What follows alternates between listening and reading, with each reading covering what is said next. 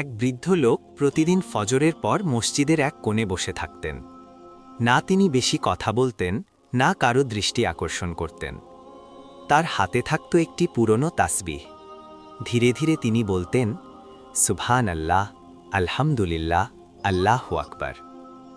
একদিন এক যুবক মনে মনে ভাবল, এই বয়সে শুধু বসে থাকা, এতে কি এমন সওয়াব? সেদিন খুতবায় ইমাম একটি হাদিস বললেন।